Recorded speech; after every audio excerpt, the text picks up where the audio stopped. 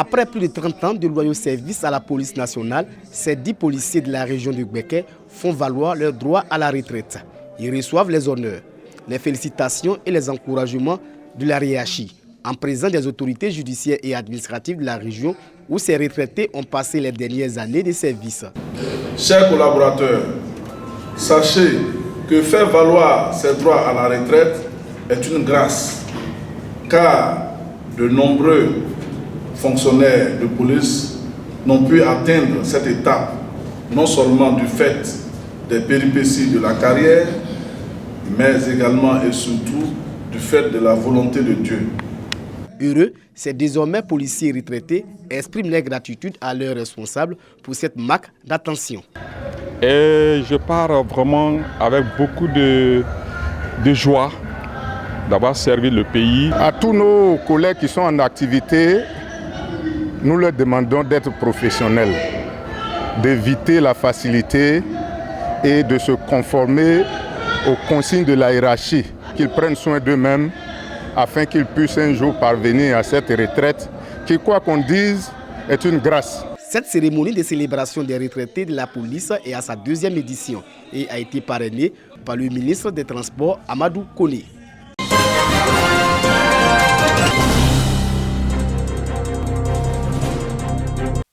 L'association des cadres du quartier Djoulabougou de Katoula, réunie au sein de Yereta, qui signifie en langue locale malinké, se prendre en charge, fait du bien-être des populations une priorité. Les membres de cette association ont offert plus de 700 kits scolaires et des équipements sportifs à cette école primaire de la localité ainsi qu'une cantine scolaire à l'EPP Sud de Katoula, avec le soutien de la fondation Petrosi. Un don également d'équipements de salubrité aux jeunes pour l'assainissement du cadre de vie et d'un forage solaire motorisé d'une capacité de 3000 litres d'eau aux populations de Djoulabougou. Les remises des infrastructures à la communauté éducative et aux populations ont eu lieu en présence des autorités locales. Coût des dons, plus de 22 millions de francs CFA. Il est important que nous fassions preuve de solidarité envers nos populations. La plus grande satisfaction qu'on a, c'est de voir le bon usage que les populations bénéficiaires font des dons qu'on leur remet. Pour nos enfants élèves, c'est de voir la réussite que cela suscite auprès d'eux à l'école. Ils ont des aînés qui sont des exemples, qui puissent suivre ces exemples-là. C'est ce qui nous encouragerait et encouragerait également nos donateurs à faire plus. Parrain de cette cérémonie, le député maire de Katoula, Kamara Touma, salue l'engagement de l'association Yereta. Nous sommes très heureux de cet effort que l'association Yereta fait chaque année et nous voulons nous réjouir de cela, les encourager et leur demander de faire davantage. Et demander donc que cet exemple fasse tache d'huile au niveau de la commune de Katoula. L'association Yereta œuvre pour le développement socio-économique de la commune de Katoula en général et de Djoulabougou en particulier. Depuis 2 ans, l'association Yereta a consacré plus de 64 millions de francs CFA dans les actions citoyennes et de solidarité en faveur des populations.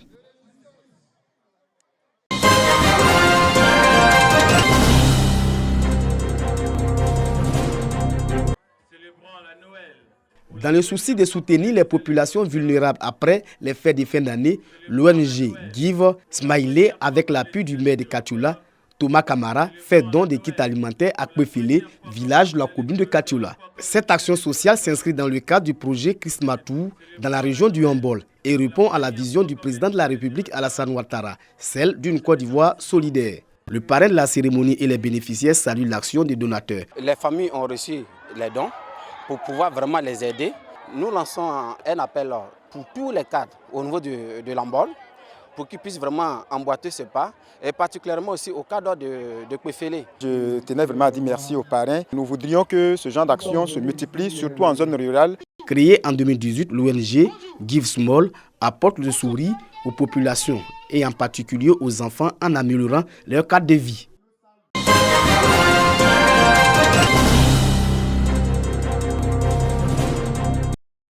Sipo et Bangakwa, 2 villages de la sous-préfecture de Brofo-Doumé. Les populations de ces villages ont reçu une délégation de la Fondation Paix et Unité en Afrique.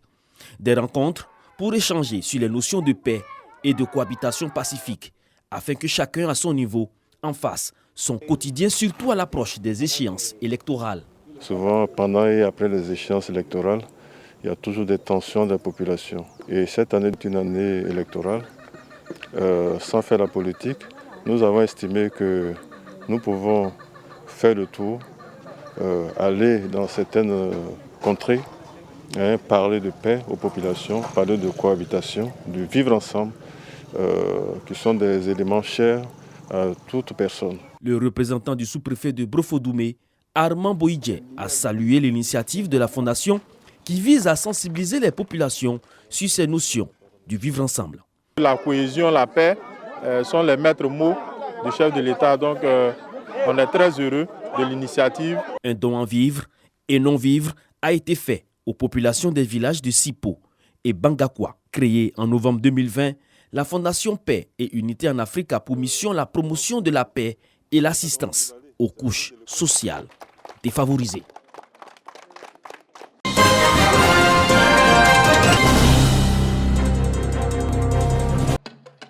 Démonstration mystique du Mas Wambele, concours du meilleur danseur de balafon et de la plus belle femme à travers la cuisine et la gestion de la cellule familiale.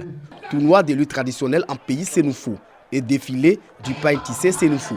Nous sommes à la 8e édition du festival du Sénang. Ce rendez-vous culturel pour promouvoir et sauvegarder le riche patrimoine matériel et immatériel Sénoufo. C'est vraiment un cas de retrouvailles entre les fils et les filles Sénoufo, en vue de trouver des solutions aux différentes menaces auxquelles sont confrontées nos différentes cultures.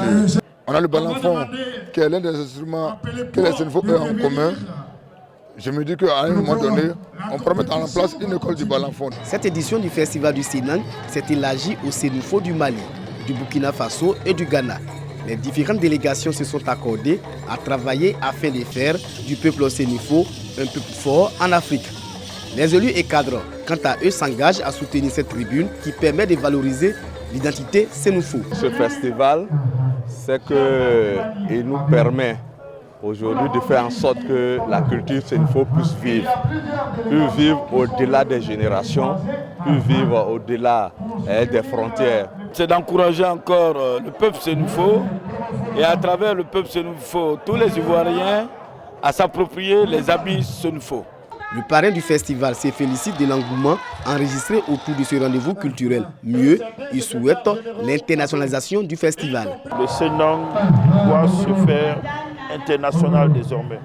Aujourd'hui, on voit clairement que la fédération de tous les groupes Sénoufo de notre région, c'est-à-dire les pays limitrophes et la Côte d'Ivoire, est établie. Maintenant, il faut révéler le peuple Sénoufo au monde entier. Donc c'est pour ça qu'avec le comité d'organisation, nous travaillerons à rendre le Sénang international pour les prochaines éditions. La culture Sénoufo, facteur de résilience, tel était le thème de la 8e édition du festival du Sénang.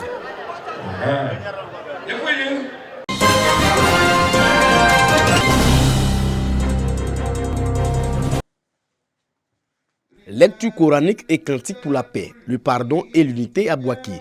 Une activité qui s'inscrit dans le cadre de la cérémonie de présentation du bureau régional du COFETSI, Conseil fédéral des Tidjanites du Côte d'Ivoire de Gbeke.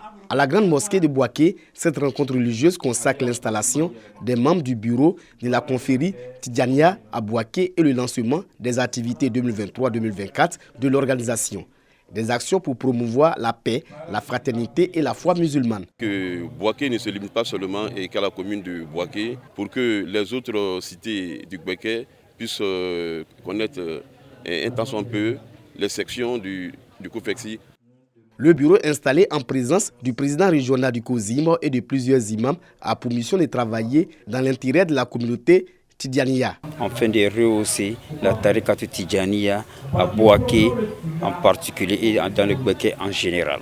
Bema Fofana, membre d'honneur du COFETSI Gbeke, exhorte les fidèles musulmans à garder allumée la flamme de la foi religieuse. On a demandé à ce que aujourd'hui tous les guides qui sont là puissent prier sous l'autorité du Cheikh Badja Warigra, imam de Bouaké, pour le président de la République, mais surtout qu'ils puissent prier pour que cette année qui a été décrétée l'année de la jeunesse par le président de la République, que beaucoup de jeunes de Bouaké puissent en profiter. Une conférence sur la cohésion entre les musulmans, en particulier les Tidjanites, a meublé cette rencontre islamique. Moment de recueillement, de dévotion, mais aussi de rappel des enseignements de l'islam. Les fidèles musulmans ont été exhortés à être des exemples et des modèles de paix.